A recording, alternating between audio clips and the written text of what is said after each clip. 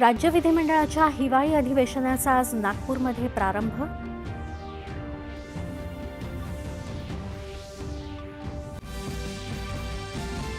राष्ट्रीय गीत वंदे मातरम विषयी आज दुपारी लोकसभेत विशेष चर्चेचं आयोजन. पंतप्रधान करणार चर्चेची औपचारिक सुरुवात. 10 तास चर्चा चालण्याचं नियोजन. दिल्ली स्फोट प्रकरणी अटक केलेल्या 4 आरोपींना आज राष्ट्रीय तपास संस्थेच्या न्यायालयात हजर केलं जाणार. डीजीसीएच्या कारणे दाखवा नोटिशीवर उत्तर देण्यासाठी इंडिगोला आज संध्याकाळी 6 वाजेपर्यंत मुदत. सरकारच्या कार्यवाहीनंतर विमान कंपनीच्या परिचालनात सुधारणा सुरू.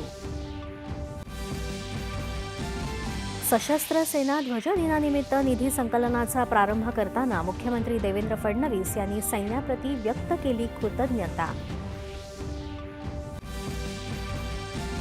मध्य प्रदेश आणि छत्तीसगडच्या सीमा भागात खैरागडमध्ये आज आणखी 12 जहाल नक्षलवाद्यांचं शस्त्रास्त्रांसह आत्मसमर्पण. आणि ISSF नेमबाजी विश्वचषक स्पर्धेत भारताची देदीप्यमान कामगिरी.